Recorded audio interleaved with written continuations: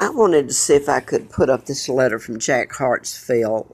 He was a reporter, FBI agent who saved my life back in Huntsville, Alabama in 1980 when I'd had antifreeze put in me and illegally taken across the state line by Lina Dempsey, the mother of the twins, and I'd been given antifreeze, my apartment taken, and I'd written a book on mind control, and I've been putting up magazine with Larry Flint.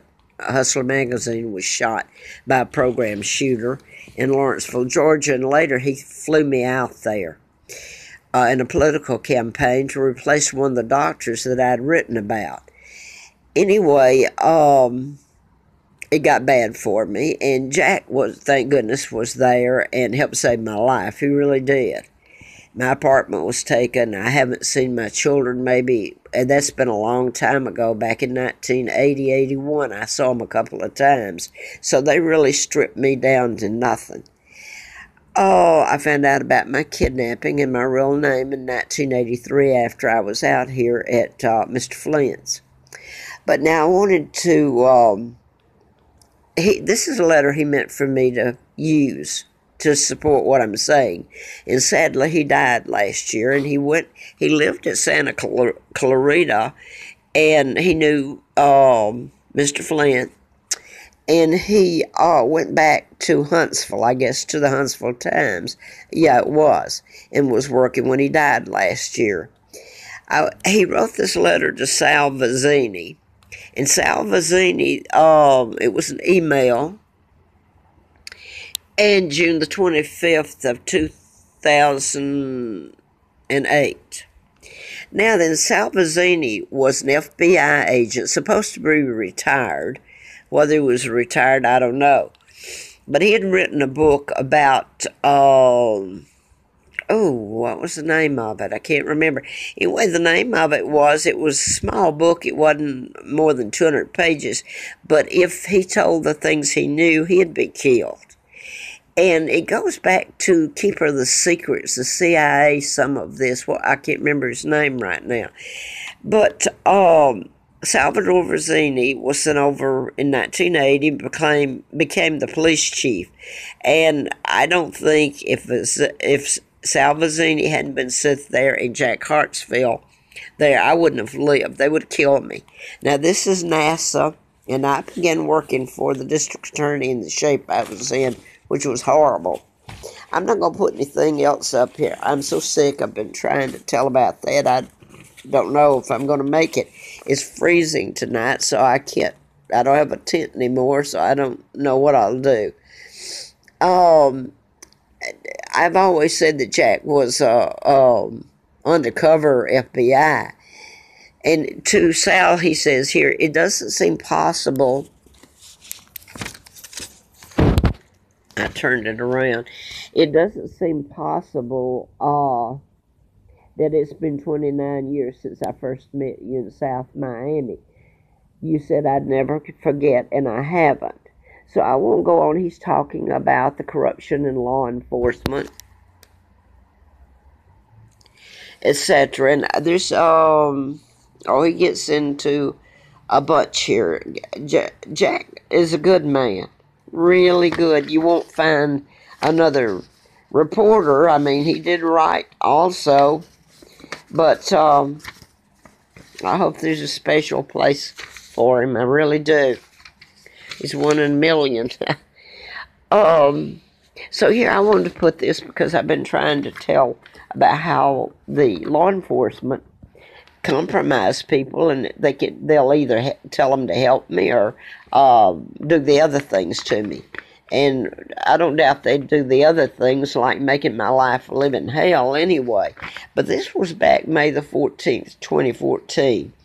And it's from Debbie McKay, manager of the Affordable Corporate Suites, which I had lived in on and off. And it's always been bad because they were apart. They did the same thing with the chemicals. It's owned by a Jewish man, and he's become quite wealthy here too. But anyway, I went over there and paid by the week. That's all and I've learned to just pay by the week if I can because of what's been done to me. Anyway, this is they really made it bad. She was new there, and she oh my God, a girl came back from Atlanta. She lived in had been from Roanoke, and well, by the way, this in Salem, but Roanoke County entails Roanoke City and Salem, and I'm in Salem right now, and Affordable Corporate Suites is in Salem, so I was living in Salem back then in 14, had moved there. Well, you can't tell it. They would come in and use stuff that would kill me just about like now, only I think this is one of the worst. Well, I've usually left when it got something like this, and this is attacking my respiratory and everything, and I mean, I wonder if I'm going to be brain dead, but if I leave, where am I going? And will I be on the street with nothing now? My sleeping bags are gone. They destroyed those. Anyway, I'm just going to use my own words here. This is a letter telling me, even if I come to pay rent, I never once was late on rent, that she wouldn't accept it. And I said, well, what will you do? And she said, well, I'll call the police and have you arrested for trespassing. Well, I've already told you on some other what they do about that. The Patels, I paid them month's rent some years ago. Well, this is not just once, more than once. Back in '99, I paid them the same thing, and that got they didn't even offer any back or anything. Anyway, I called the cops because they were going to come in and remodel in November of, I forgot what year, 92 or 3. Called them. Well, they told me they'd arrest me, and it's sick. It's all sick. And after he left, I had to leave, or they were coming in and remodeling. Now you can hear me hear what I'm going through, and you can't see the rest of what I'm going through. But anyway, I left, and Patel told me, he said, we have to do what the Americans, we're citizens here in America, and we have to do what Americans tell us to do now. So does that entail killing me? It sure done a good job of making my life a living hell and taking out my lungs and kidneys. But I wanted to read this from Debbie McKay, because I've been telling about the mind control murders, and that the law enforcement will get to certain people and tell them if they have something on their kids, and they'll either prosecute it or they go along with what they're told to do to me. And this is one of them. I'm going to tell you what she said. And this is a letter telling me that I hope one day, probably God's the only one that could ever make them pay for it. I know he is. Whether he's around. Anyway, Debbie McKay showed me before she sent me this letter. I was up paying rent, by the way. I believe I was in her office, and there's no reason I'd go there. She turned her computer screen around and showed me her daughter in her prom gown. She said to me, I'm not going to allow to happen to my daughter what happened to Alexis Murphy. Well, now I have to explain Alexis Murphy, and this is one of them that can be proven, the mind control murders. They've never found her body. There's a man in prison serving time for her murder, and this is a mind control murder. Anyway, that's what she's saying. She's been threatened, and she's not going to let her daughter be killed or hurt. So it's okay. I'm trying to tell people about the mind control murders, and also about my kidnapping goes in. You just about have to tell it. And two, the media won't touch it. They've always known they're controlled by the Rockefellers and Rothschilds that kidnapped me and Kennedy, John Kennedy and JFK, and my own Uncle George and Roosevelt. Anyway, So to hell with me. But she's one of them. Alexis Murphy that she mentions, Debbie McKay, is one of them that fits in about the time she left a car parked at the theater near Charlottesville.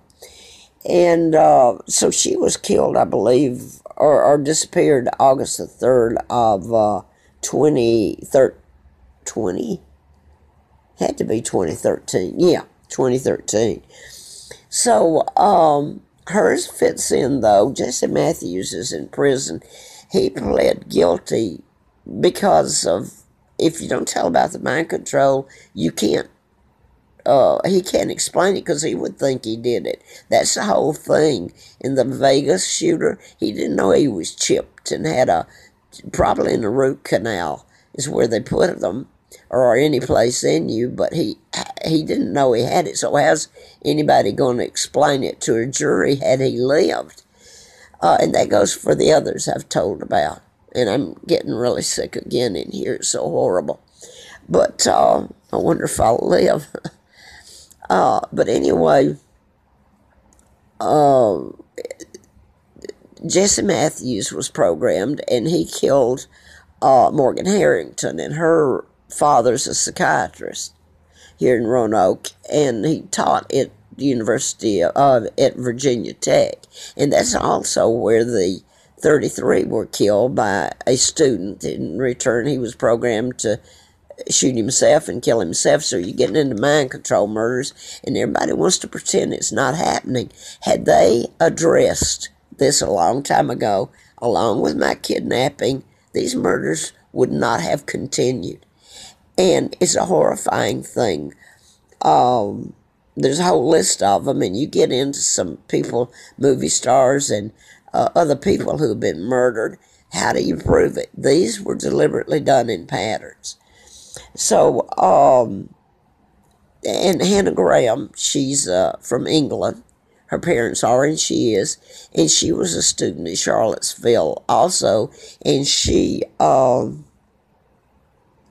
was killed. And, I mean, you can, Jesse Matthews, but he was programmed to do it. And yeah, these two, along with Alexis Murphy and some others, but that three, I should say, is for sure.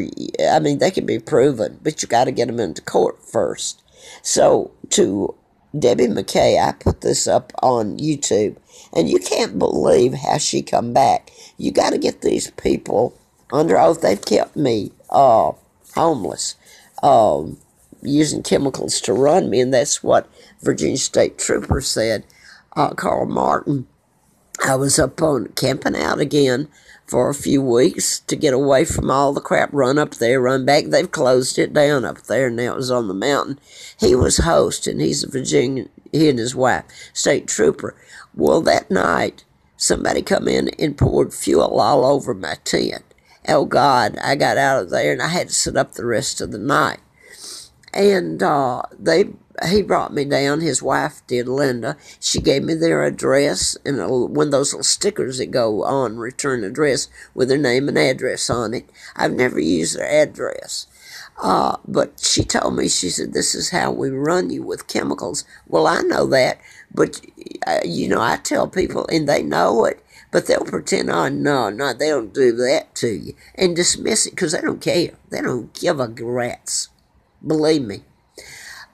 So it's been allowed to go on, and you live in fear that somebody's going to handcuff you because they try to say it's nuts. So I pull out all this stuff. I go to my doctor for the last 2007. I'm sane as they go. It's a wonder with what's been done to me, but it's very scary. This whole thing is.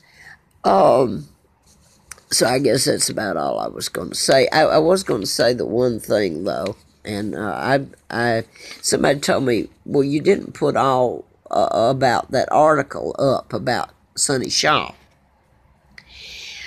And I didn't. I was looking yesterday, and her name is Heather. She's probably here now. I don't know, but I'm going to go ahead and put her name up. Hell, people get mad because I tell the truth. She's the manager here. Heather and her last name's Spears. Now then, she's a manager, and this is back in 2014. She became, I didn't know that, his sales manager. And she's the one that's been here since I came in. And she was the one that I asked for my money back. They know I'm sick, and my God. And she offered, I was shocked. She offered a day, but she wasn't going to give me enough. I mean, sick, I pay to stay here, not to get poisoned, all right? And that would be locked up, plain and simple. And as far as me being good-hearted, I don't want to lose that. But, this Debbie McKay, is that her name?